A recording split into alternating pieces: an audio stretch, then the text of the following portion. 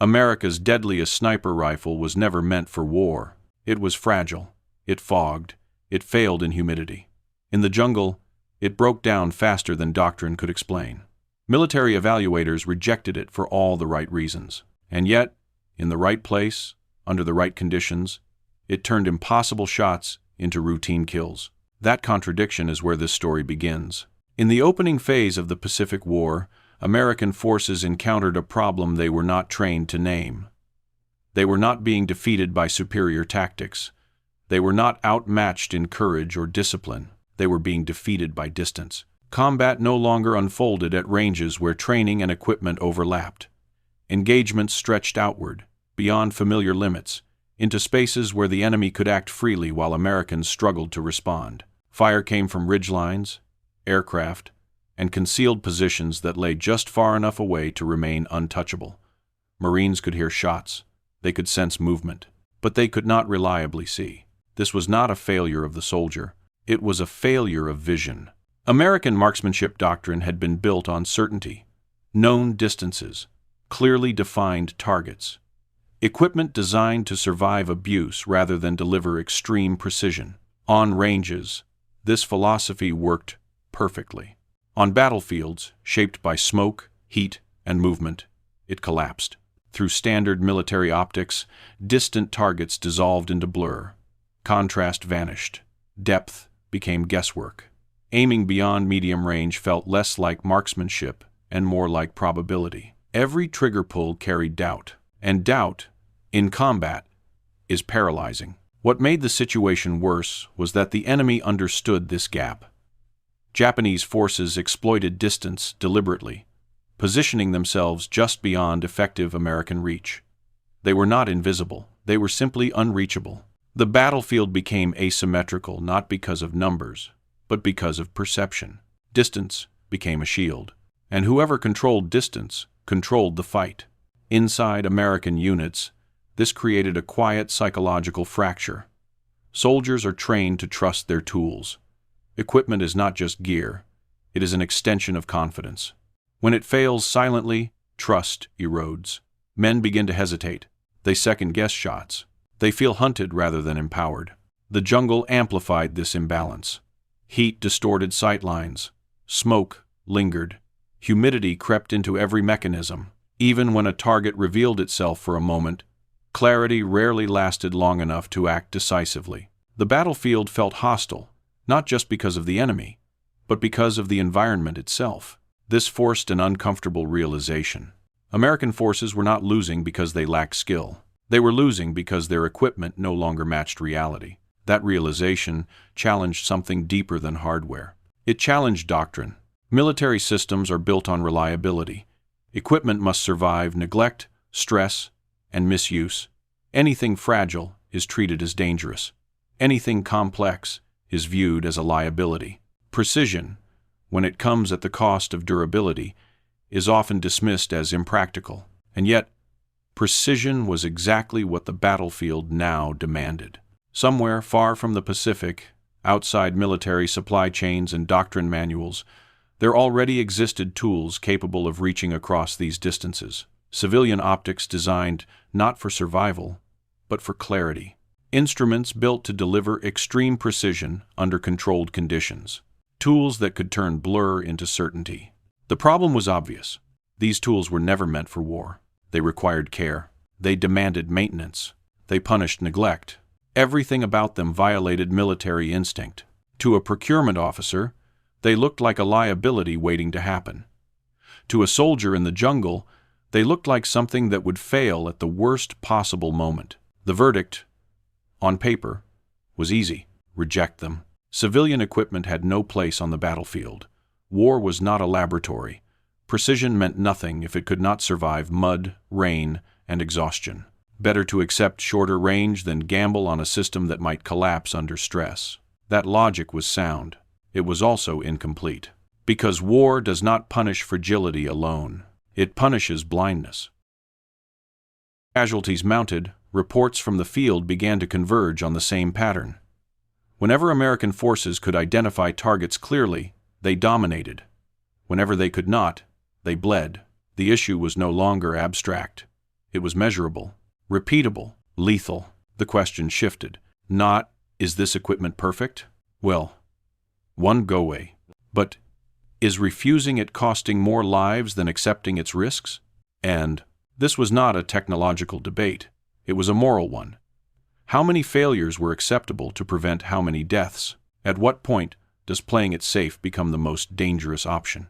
The military did not suddenly abandon its principles. It hesitated. It resisted. It argued.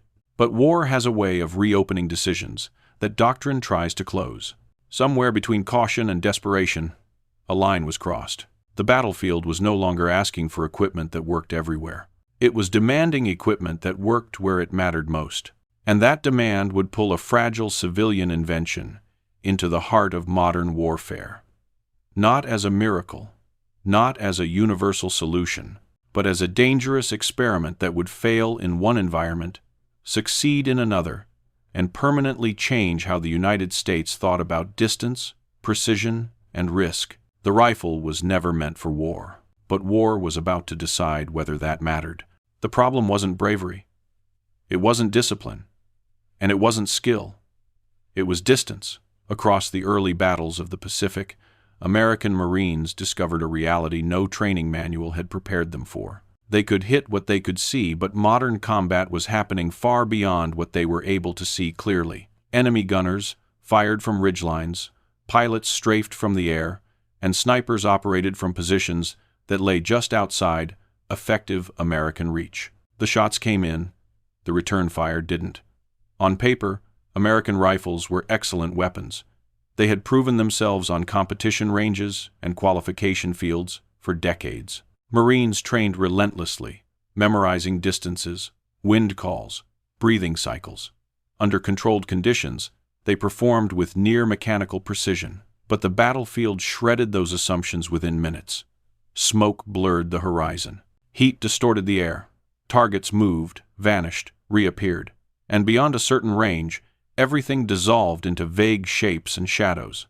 This created a deadly imbalance. Not because the enemy was better trained, but because they were operating in a space Americans could not control.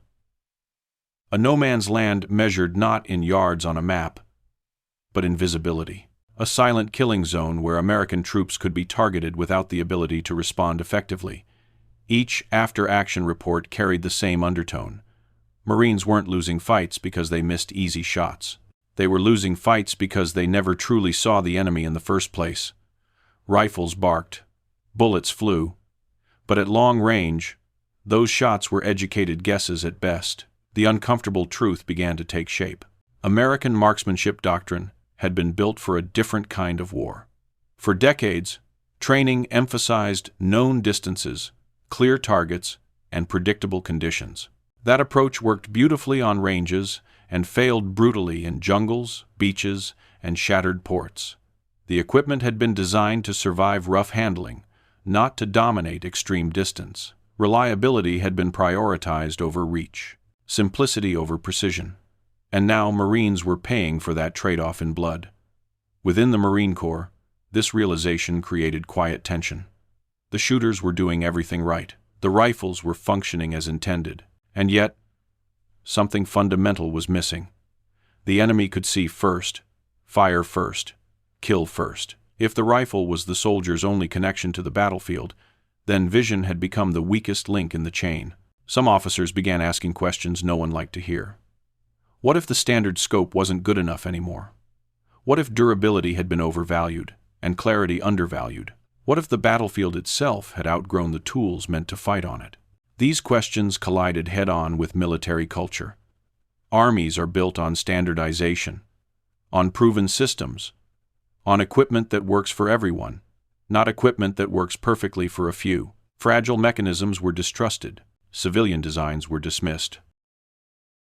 Anything that required extra care, extra training, or extra explanation was seen as a liability. Because in war, complexity kills, or so the logic went. Yet reports kept piling up.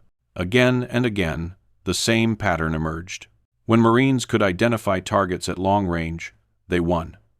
When they couldn't, they bled. The issue wasn't courage under fire. It was vision under pressure. That gap between what Marines could do and what their equipment allowed them to do became impossible to ignore. And that gap pointed to a dangerous idea. Somewhere outside military doctrine, outside procurement pipelines, outside standardized thinking, there already existed a solution. Not one built for mud or rain or neglect, but one built for precision. Extreme precision. The kind of precision that could reach across distances once considered untouchable. The problem was simple. The military had already rejected it. Civilian optics were not meant for combat. They were considered too delicate, too complex, too maintenance-heavy. They belonged on clean ranges, not battlefields soaked in salt water and humidity. To most evaluators, the verdict was obvious. These tools might see farther, but they wouldn't survive long enough to matter. But desperation changes the math. When casualties mount, rules bend. When doctrine fails, alternatives suddenly look less foolish. And when enough Marines die beyond effective range, the definition of acceptable risk shifts. The Marine Corps didn't go looking for a miracle. It went looking for an edge. And that search would lead not to a weapons factory or an arsenal, but to a small civilian workshop run by a man whose designs had never been meant for war and whose ideas directly challenged everything the military believed about reliability, simplicity, and combat equipment. The impossible idea was no longer whether his invention could work, it was whether the battlefield could tolerate it. The workshop didn't look like a place where military history would change. It wasn't guarded, it wasn't classified, and it certainly wasn't built for war. Tucked away far from any battlefield, it smelled of oil, metal, and ground glass, the quiet rhythm of civilian craftsmanship.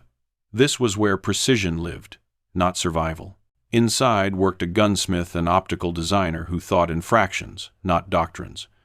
His scopes weren't built to be thrown, soaked, or ignored. They were built to be adjusted, tuned, protected. They demanded care, and in return, they delivered something the military didn't have: clarity. When Marine evaluators first looked through the scope, the reaction was immediate and unsettling. Targets that had once dissolved into haze snapped into focus. Shapes became people. Distance collapsed. What had been guesswork turned into certainty.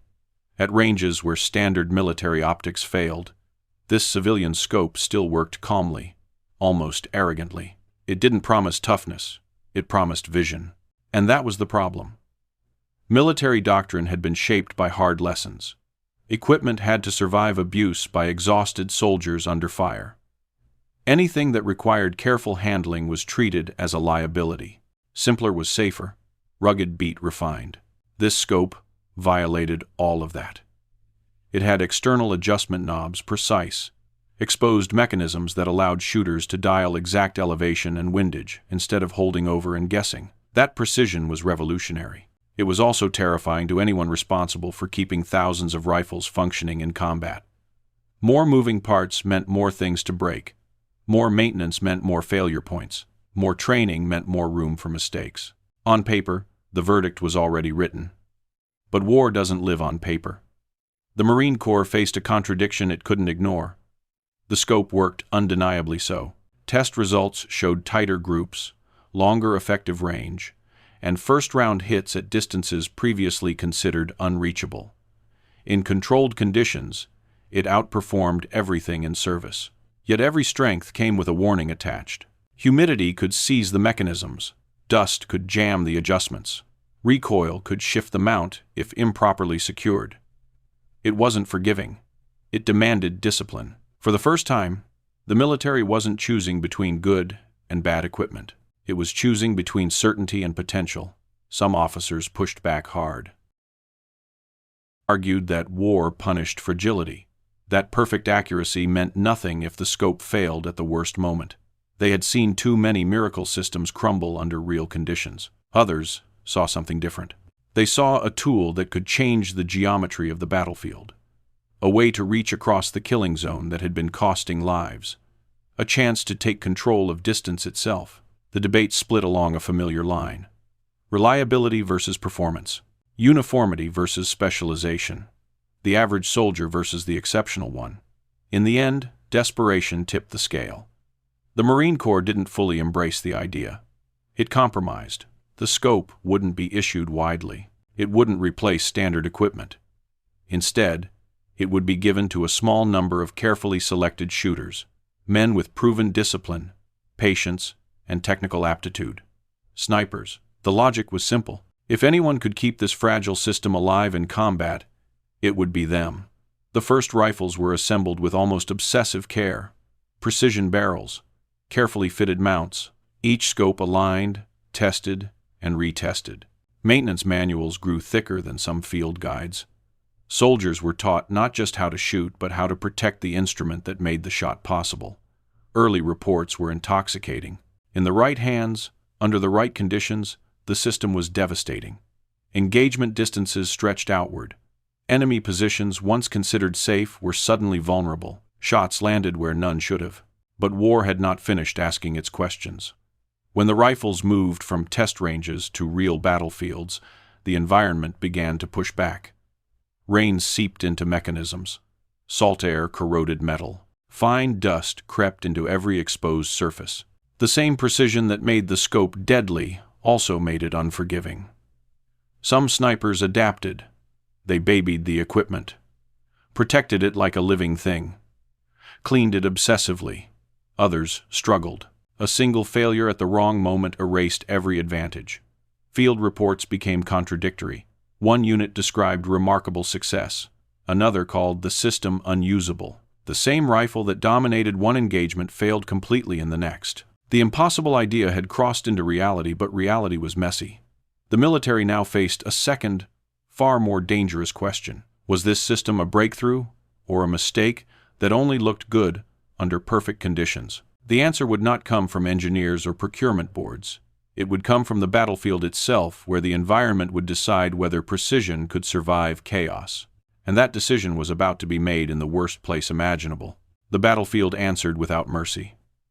The moment the sniper rifles left controlled environments and entered the Pacific, everything that had looked manageable on paper began to unravel. Heat pressed down without relief. Humidity soaked into metal, wood, and cloth.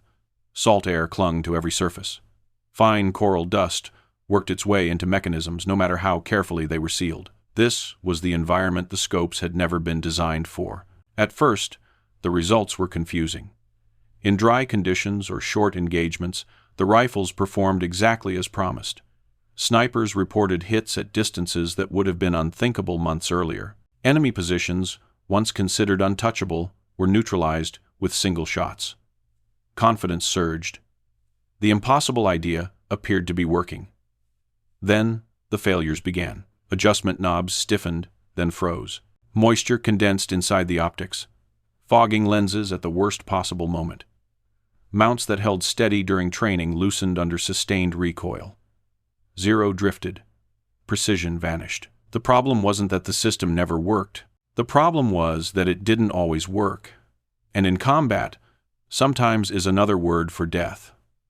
After-action reports arrived in waves. One unit praised the system as a game-changer. Another condemned it as unusable. Snipers described wildly different experiences depending on terrain, weather, and maintenance discipline. The same rifle that dominated one island failed completely on the next. Commanders were forced into impossible decisions: keep issuing equipment that could deliver extraordinary results, or pull it before it failed someone at the wrong moment. The logic of war favors certainty. A mediocre weapon that always works is safer than a perfect weapon that only works under ideal conditions. Nowhere was this dilemma more visible than in jungle combat. The Pacific Theater punished precision. Rain fell without warning. Heat cycles caused metal to expand and contract. Mud, sand, and plant debris coated everything. Even disciplined snipers struggled to keep the equipment functional while moving, fighting, and surviving. And when the scope failed, it didn't just reduce effectiveness, it changed behavior. Snipers hesitated. They second-guessed shots. They lost confidence in the very tool meant to give them dominance. In a role where patience and trust in equipment are everything, doubt became lethal. One failure could erase weeks of success.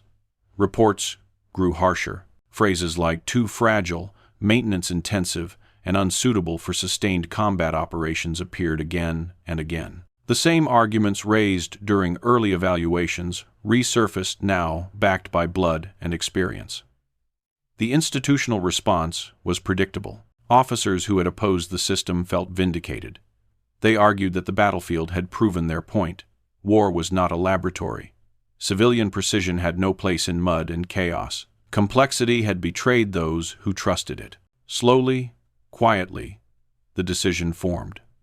The sniper rifles would be phased out, not because they were ineffective, but because they were unreliable. The Marine Corps began reverting to simpler, tougher systems with shorter, effective range, but fewer points of failure.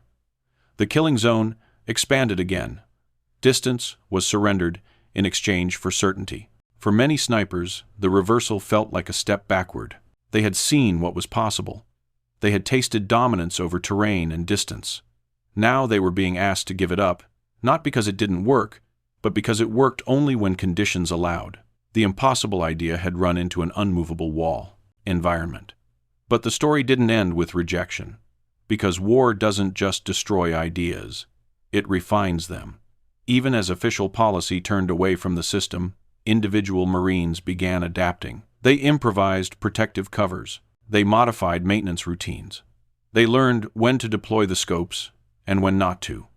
Field solutions emerged faster than doctrine ever could. Some snipers treated the equipment like a fragile ally rather than a rugged tool. They protected it obsessively, and when conditions aligned, they achieved results that no standard rifle could match. These isolated successes posed a dangerous question. What if the system wasn't fundamentally flawed? What if it had simply been used in the wrong environment? That question wouldn't be answered in the Pacific. It would be answered years later, on a different peninsula, under a different sky, where humidity retreated, distances stretched, and the battlefield finally matched the design assumptions behind the impossible idea. The rifle had failed its first war, but it had not exhausted its potential, and history was about to give it a second chance. The rifle didn't change. The war did. When the next conflict began, the equipment everyone had written off was pulled from storage out of necessity, not belief. There was no grand rehabilitation, no apology, just a shortage of options and a quiet decision to issue whatever was available. This time, the battlefield was different. Gone were the steaming jungles and salt-soaked islands. In their place stood dry air, long sight lines, open valleys, and mountains that stretched engagement distances beyond anything the previous war had allowed. Visibility wasn't the exception anymore. It was the rule. And suddenly, the fragile system stopped failing. In this environment, the scope behaved exactly as its designer had intended. External adjustments turned smoothly. Lenses stayed clear. Mounts held zero.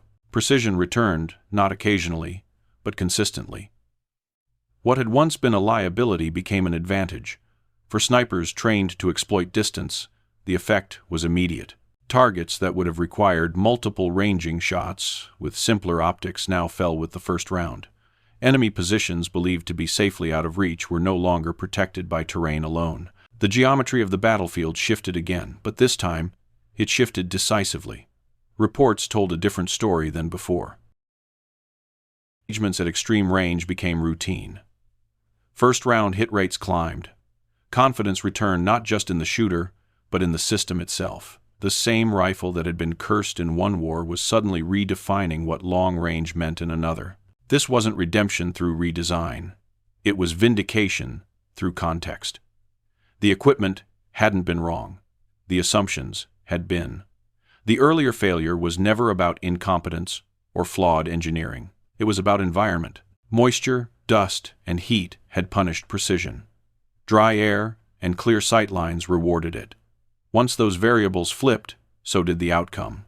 The military took notice, not with celebration, but with documentation. Every successful engagement was recorded. Distances were measured. Hit rates were logged. For the first time, the system's performance matched its theoretical potential, not in a test report, but in combat. The lesson was uncomfortable. It suggested that previous doctrine hadn't failed because it was careless, but because it was incomplete. Reliability and simplicity mattered, but so did specialization. A weapon didn't have to work everywhere to be valuable. It had to work where it mattered most. This realization reshaped sniper thinking. Training shifted from one system fits all toward matching equipment to environment. Maintenance discipline became part of marksmanship. Snipers weren't just shooters anymore. They were custodians of precision. The impossible idea had survived not by becoming tougher, but by being understood. Its legacy wasn't that it became perfect. It was that it forced the military to accept an uncomfortable truth. Technology doesn't win wars by itself. But when environment, doctrine, and human discipline align, even a fragile idea can become deadly. The rifle had failed once, it had succeeded once, and that contradiction would shape how America thought about precision warfare for decades to come. The lesson wasn't about a rifle, it was about reality. The military didn't declare the system a miracle, it didn't crown it flawless. Instead, it quietly absorbed the evidence and moved on changed. The impossible idea never became universal issue, but it left a permanent mark on how precision warfare was understood. Future sniper programs no longer asked a single question, is it rugged? They asked two, where will it be used, and who will use it? Design philosophy shifted. Precision optics would never again be judged in isolation. Environment became a co-designer. Climate, terrain, and maintenance culture were treated as factors just as important as magnification or accuracy. Equipment wasn't just tested, it was stress-tested against reality. The failures mattered as much as the successes. Engineers learned that external adjustments offered unmatched precision, but demanded protection. Militaries learned that giving advanced tools to average users invited failure, but placing them in disciplined hands could redefine the battlefield. Snipers learned that accuracy wasn't just about pulling the trigger, but about caring for the instrument that made the shot possible. The system's contradictions became doctrine. Later generations of sniper rifles borrowed selectively from the idea. Better sealing, internal adjustments, improved coatings, simplified maintenance. The precision survived, the fragility was engineered out, yet the core lesson remained intact. There is no such thing as universally good equipment. Only equipment matched or mismatched to reality. The rifle that failed in humidity and triumphed in dry air became a case study taught not as triumph, but as warning. Innovation without context is risk. Context without innovation is stagnation. History rarely rewards ideas that are simply right. It rewards ideas that arrive at the right place, at the right time, with the right understanding. The gunsmith didn't create a perfect weapon. He created a question the military could no longer ignore. How far is too far? How fragile is too fragile? And when does accepting risk save more lives than avoiding it? Those questions echo through every modern precision weapon system in use today. The impossible idea didn't win a war. It changed how wars are prepared for. And that is why it still matters.